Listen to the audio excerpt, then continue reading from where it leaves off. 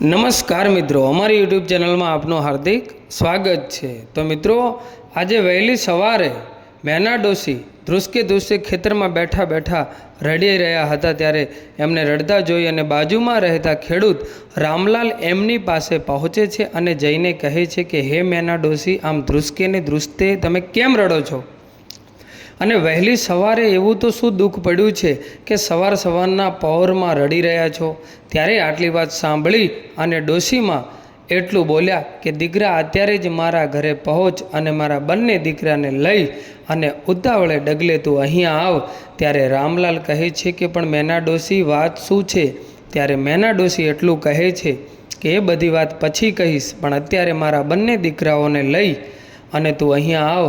ત્યારે આટલી વાત સાંભળી અને રામલાલે પોતાના ઘર તરફ ગળગળતી દોટ મૂકી અને ગામમાં આવે છે અને ગામમાં આવી અને આ મેના ડોશીના બંને દીકરાઓની પાસે પહોંચી એટલું કહે છે કે હે ભાઈઓ, મેના ડોશી વહેલી સવારે ખેતરમાં પહોંચ્યા છે અને ખબર નહીં એમને શું થયું છે, તેઓ ધ્રુસકે ધ્રુસકે રડી રહ્યા છે અને માંડ માંડ મારી સામે વાત કરી છે અને એટલું કહ્યું છે કે મારા બંને દીકરાઓને જેમ બને એમ જલ્દી અહીંયા ખેતરમાં બોલાવી લાવો।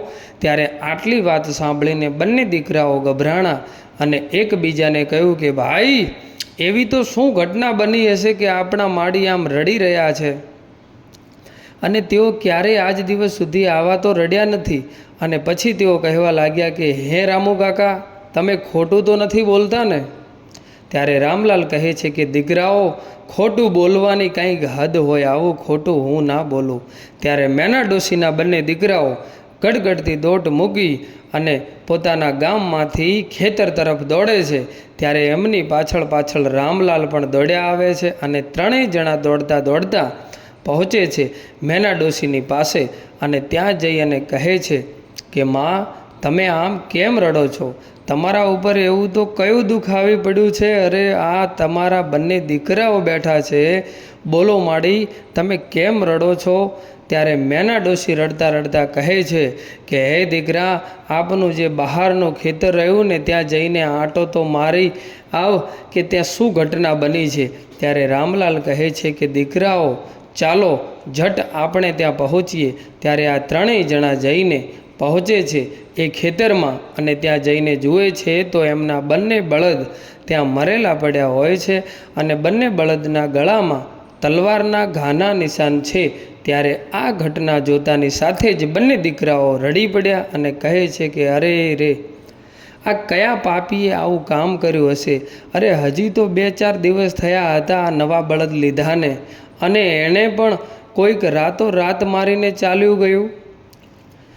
ત્યારે રામલાલ કહે છે કે હે ભાઈઓ, તમે આ બંને બળદ અહીંયા ખેતરમાં બાંધીને ગયા હતા, શું કામ એમને ઘરે ના લઈ ગયા તમે? ત્યારે પેલો ભાઈ કહે છે કે રામલાલ, અમે તો આ બળદને ઘરે લઈ જવાના હતા, પરંતુ આ મેના ડોશીએ એમ કહ્યું હતું કે આપણા ખેતરમાં માતા મેલડી અને ગોગા મહારાજનું મંદિર છે, તો એમના જે મંદિર છે એમની બાજુમાં બળદને બાંધી દેજો તો શું થવાનું? આપણી માતા આપણા બળદનો વાળ પણ વાંકો નહીં થવા દે। અને એટલા માટે અમે તો ઘરે પહોંચી ગયા, પરંતુ આ બળદ આજે મોતને ઘાટ ઉતરી ગયા। ત્યારે મેના ડોશી પાછા ત્યાં આવે છે અને ત્યાં આવીને કહે છે કે દીકરાઓ, આવું કામ કોણે કર્યું હશે અને કોણ આપણા આ બળદને મારી નાખ્યા હશે? ત્યારે બંને દીકરાઓ કહે છે કે માડી, તમે તો એમ કહેતા હતા કે મારો ગોગો મહારાજ અને માતા મેલડી આ બળદોની રક્ષા કરશે અને એમનો વાળ પણ વાંકો નહીં થવા દે, તો પછી આ ઘટના કેમ બની? અને માડી, લાગે છે કે આ તમારું મંદિર અને મઢ રહ્યું ને, એમાં ગોગા મહારાજ કે માતા મેલડી બેઠા જ નથી। અરે આ તો તમે સાવ અમથી પૂજા કરો છો। હવે પૂજા ભક્તિ બંધ કરો અને જાઓ એ દીવા સળગેને એ બુજાવી નાખો।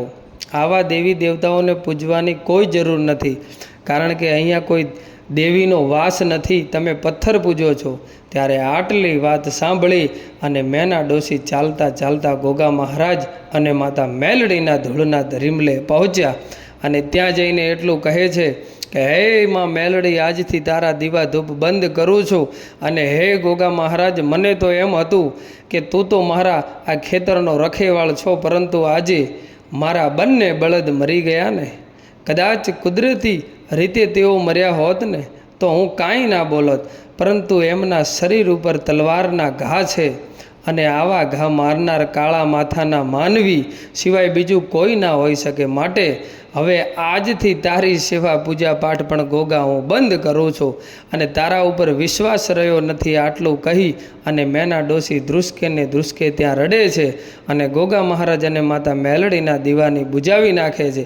અને પછી દીકરાઓને જઈને કહે છે કે દીકરાઓ, આપણે આ માણસો બોલાવી ખાડો ખોદો અને આપણે બંને બળદને અહીંયા સમાધિ આપી દો. ત્યારે બંને દીકરાઓ અને ગામના ઘણા માણસો આવે છે, અને આવી અને બંને બળદોને સમાધિ આપે છે. અને પછી આ ડોસી રડતા રડતા બંને દીકરાઓને લઈને ઘરે આવે છે.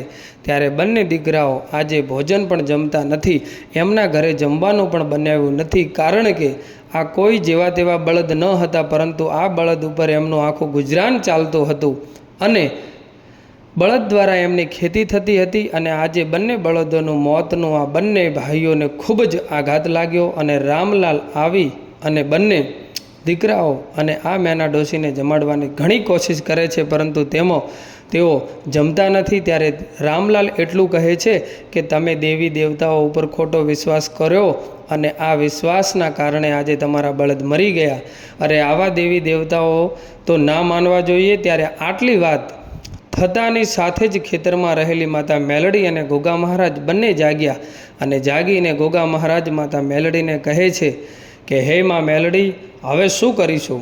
અને આ બળદને તો કાળા માથાના માનવીઓ તો મારી ગયા છે, પરંતુ એના બદલામાં આ રામલાલ અને આ મેના ડોસી આપણને ઘણું બધું કહી ગયા છે. ત્યારે માતા મેલડી કહે છે કે હે ગોગા મહારાજ, તમારી વાત તો સાચી છે, પરંતુ હવે હું મેલડી પહોંચું છું એ માણસના પાસે, અને જેણે પણ આ બળદને માર્યા છે, આવું ખોટું કામ કર્યું છે, એને વળતો જવાબ તો આપવો પડશે. ત્યારે આટલી વાત સાંભળી અને ગોગા મહારાજ કહે છે કે હે માં મેલડી, હવે આ બળદ તો મરી ગયા છે, તો પછી હવે એની પાસે પહોંચવાની શું જરૂર? ત્યારે માતા મેલડી એટલું કહે છે કે એ પાપીના જીવનમાં દુઃખ તો ઘણા બધા હતા, પરંતુ એને કંઈક પાપ તો કરવા પડે ને, અને હવે એણે એ પાપ કરી ચૂક્યા છે, માટે હવે તે દુઃખનો ભાગીદાર બનવા યોગ્ય થઈ ગયા છે. અને આમ પછી તો જે માણસો આવું કામ કર્યું હતું એ માણસના ઘરે માતા મેલડી પહોંચે છે, અને ત્યાં પહોંચી અને એ માણસને માતા મેલડીએ દુઃખ આપવાનું શરૂ કર્યું. આમ કરતાં કરતાં 1 વર્ષ વીતી ગયું, અને આ બાજુ 1 વર્ષ દરમિયાન આ મેના ડોસી કે તેઓ હવે 1 વર્ષથી માતા મેલડીની સેવા પૂજા કે ગોગા મહારાજની સેવા પૂજા કરતા નથી, અને નવા બળદ લાવી અને પોતાના ખેતર ખેડી અને પોતે અન્ન પકવી અને ગુજરાન ચલાવી રહ્યા છે. અને બંને દીકરાઓ સાંજે મેના ડોસીની સેવા પૂજા કરે છે અને નિંદ્રાને આધીન બની જાય છે. અને જ્યારે 1 વર્ષનો સમય વીત્યો ત્યારે ઘટના એવી બને છે કે 1 વર્ષ પછી એમના ગામનો પાડોશ સરપંચ એમના ઘરે આવે છે, અને ઘરે આવી અને સીધો વહેલી સવારે મેના ડોસીના પગ પકડી અને ધ્રુસકે રડવા લાગ્યો. ત્યારે પહેલાં બંને ભાઈઓ ત્યાં આવી અને જુએ છે તો એક માણસ આવી અને પોતે રડી રહ્યો છે. ત્યારે મેના ડોસી એમને બાવડેથી ઊભા કરી અને પૂછે છે કે ભાઈ, તમે કોણ છો અને આમ કેમ રડી રહ્યા છો? ત્યારે એ માણસ ઊભો થઈ અને એટલું કહે છે કે માડી, મારાથી ખૂબ મોટી ભૂલ થઈ ગઈ છે, અને તમારી મેલડી મને વળગી છે, અને 1 વર્ષથી હું એટલો હેરાન થાઉં છું કે મેં કોઈ હોસ્પિટલ બાકી નથી રાખ્યા, મારી જમીન જાગીરી માલ મિલકત બધું વેચી રહ્યો છું, અને મારા દીકરાઓ પણ રહ્યા નથી. પણ માડી, હવે તમે મારા ઉપર દયા નહીં કરો ને તો માતા મેલડી મને પણ મારી નાખશે, અને મારી પત્ની પણ હોસ્પિટલમાં પોતાની જિંદગીના છેલ્લા શ્વાસ ગણી રહી છે. ત્યારે મેના ડોસી કહે છે કે પણ ભાઈ, મેં માતા મેલડીને એવું કાંઈ કરવાનું કહ્યું નથી, અને હું તમને ઓળખતી પણ નથી, તમે કોણ છો અને અહીંયા કેમ આવ્યા છો? ત્યારે એ માણસ એટલું કહે છે કે હે મેના ડોસી, હું પડોશ ગામનો સરપંચ છું, અને મેં આજથી 1 વર્ષ પહેલાં તમારા બળદને મારી નાખ્યા હતા, અને એ બળદને માર્યા પછી મને કેટલું દુઃખ આવ્યું છે એ તો હું જાણું છું. ત્યારે મેના ડોસીએ માણસની સામો ગુસ્સા સાથે જુએ છે અને જોઈને કહે છે કે શું ખરેખર આજથી 1 વર્ષ પહેલાં મારા બંને બળદો મોતને ઘાટ ઉતરી ગયા હતા એ તમે માર્યા હતા? ત્યારે એ કહેવા લાગ્યો કે હા માડી, એ બળદ મેં માર્યા હતા અને એની સજા મને માતા મેલડીએ આપી છે. અરે હું જમવા બેસું તો મને સવા વેંતની નાગણી દેખાય છે અને મારા ઢોર બધા મરી ગયા છે, મારી જમીન જાગીરી ચાલી ગઈ છે અને દવાખાના ભરી ભરી અને હું પૂરો થઈ ગયો છું. ત્યારે મેના ડોશીના બંને દીકરા આગળ આવીને કહે છે કે તમે પાડોશી ગામના સરપંચ છો, તો પછી તમે આવું કામ કેમ કર્યું? ત્યારે એ માણસ એટલું કહે છે કે આ કામ મેં એટલા માટે કર્યું હતું કારણ કે એ બળદને હું પહેલાં જોવા ગયો હતો અને એ બંને બળદ મને ગમી ગયા હતા, એટલે મેં એ માણસને કહ્યું હતું કે આ બળદ તું મને આપજે અને બીજા કોઈને વેચતો નહીં, પરંતુ થોડા ઘણા રૂપિયા તમે વધારે આપ્યા એની સાથે તો એ માણસે એ બળદને તમને આપી દીધા. અને આ વાતની જાણ મને થતાં મને ખૂબ જ ગુસ્સો આવ્યો અને પછી મેં રાતોરાત મારા માણસો મૂક્યા અને એમાં માણસોએ તમારા બંને બળદને મારી નાખ્યા હતા. ત્યારે આટલી વાત સાંભળતાની સાથે જ મેના ડોશી કહેવા લાગ્યા કે હે પાપી, તમે આટલું મોટું પાપ કર્યું છે તો એની સજા તો તમને મળવી જ જોઈએ. અને ત્યારે માણસ મેના ડોશીના પગમાં પડીને કહેવા લાગ્યો કે મારાથી ખૂબ મોટી ભૂલ થઈ ગઈ છે અને લાલચમાં આવી અને ગુસ્સા સાથે મેં આવું કામ કરી દીધું છે. અને હવે હે મેના ડોશી, તમે મારા ઘરે આવી અને તમારી મેલડી નહીં લઈ જાઓ ને તો હવે મારી પત્ની પણ મોતને ઘાટ ઉતરી જશે, એટલા માટે મારા ઉપર દયા કરો. ત્યારે આટલી વાત સાંભળી અને રામલાલ કહેવા લાગ્યા કે હે મેના ડોશી, તમે એમના ઘરે જઈ અને માતા મેલડીને લઈ આવો, કારણ કે આ તો પાપી છે અને એણે તો 2 અબોલ પશુઓના જીવ લીધા છે, પરંતુ આપણે એની પત્નીનો જીવ નથી લેવો, આપણે જેવા સાથે તેવા નથી બનવું. ત્યારે મેના ડોશી એમના બંને દીકરાઓ અને રામલાલ સાથે લઈ અને માણસના ઘરે પહોંચે છે અને સરપંચના ઘરે પહોંચતાની સાથે જ સામે ઊભેલી સરપંચની 11 વર્ષની દીકરી ધૂણવા લાગી અને તે કહે છે કે હે મેના ડોશી, તે મને એમ કહ્યું હતું ને કે હું મેલડી કાંઈ કામની નથી અને હું ત્યાં બેઠી નથી અને તે મારા દીવા ધૂપ કર્યા એ બધું નિષ્ફળ ગયું છે. તો હે મેના ડોશી, તારા ધૂપ દીવા નિષ્ફળ નથી ગયા. અરે હું તો એ દિવસે જે તારા બળદને મારવા આવ્યા હતા ને એ બધા જ માણસોને પછાડીને મારી નાખત, પરંતુ એ દિવસે જે માણસે બળદને મારવા મોકલ્યા હતા ને એ ત્યાં હાજર ન હતો, પરંતુ બીજા માણસો આવી અને આ બળદને મારી ગયા હતા, પરંતુ મેં એનું આખું ખરું પૂરું કરી નાખ્યું છે. બોલ મેના ડોશી, હવે હું મેલડી ખરી કે ખોટી? ત્યારે મેના ડોશી ખોળો પાથરીને કહે છે કે માડી, તારે જે દંડ લેવો હોય એ તું લઈ લે, પરંતુ હવે મારી સાથે ચાલ, મારી ભૂલ થઈ ગઈ. આમ હવે આપણે આ સરપંચને હેરાન નથી કરવા.